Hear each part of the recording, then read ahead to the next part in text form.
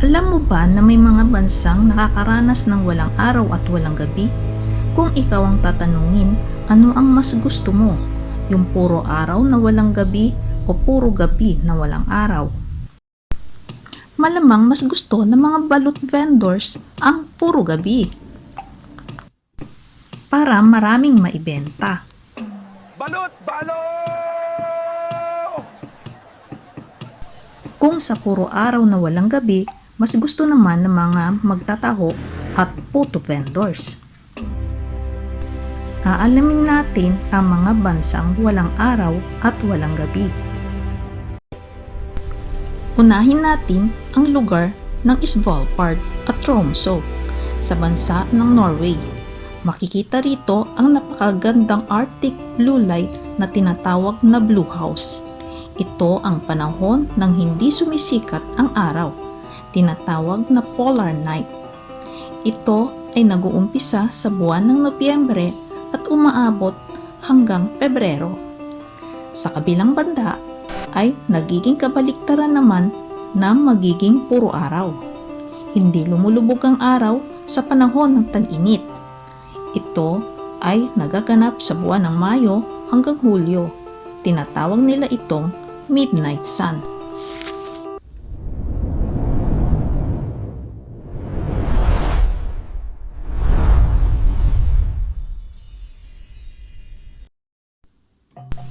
Finland. Nasa Arctic din ang bansang Finland. Ito ang bansang napapalibutan ng mga bundok at katubigan. Nag-uumpisa ang polar night sa buwan ng Nobyembre, umaabot ng hanggang June na may 52 days. Sa panahong ito, lumalabas ang magandang tanawin na Aurora Borealis na nagbibigay ng kaunting liwanag sa kadiliman. Pero pagdating ng tag-init na nag-uumpisa ng Mayo hanggang mid-August, sa panahong ito ay nakakaranas ng hindi paglubog ng araw.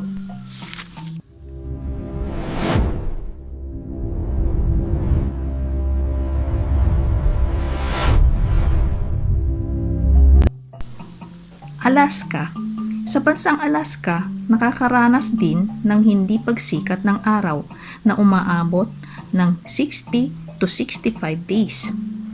Ang kapaligiran ay nagiging kulay blue. Tinatawag nilang blue moment. Sa kabila ng kadiliman at lamig, ang mga tao ay nagka-campfire habang nakikinig ng music, skiing, ice fishing. Ang lugar na ito ay nakakaranas din ng puro araw o hindi paglubog ng araw.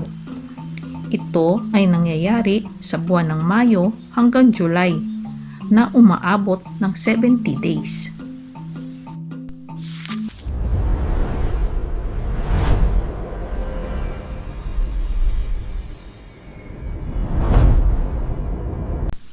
Canada.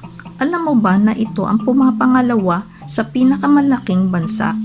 Sa northwest ng Canada ay nakakaranas ng isang buwan na puro gabi. Ang bansang ito ay nakakaranas ng 50 hanggang 60 days na puro araw at walang gabi. Ang tag-init na mula Mayo hanggang July.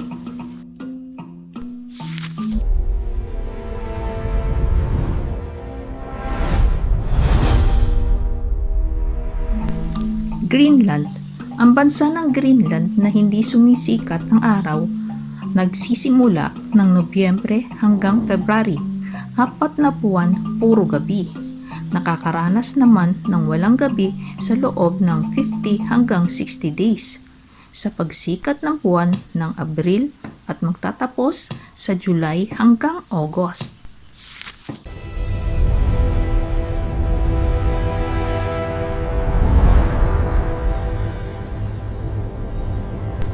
Russia. Alam mo ba na ang Russia ang pinakamalaking bansa sa mundo? Sumasaklaw ito sa Europe at Asia. Sa lugar ng Yakutia, Murmansk at Norilsk ng Russia. Merong 40 days na puro gabi nagsisimula sa buwan ng Disyembre hanggang Enero. At nakakaranas ng 62 days ng puro araw at walang gabi sa buwan ng Mayo hanggang Hulyo.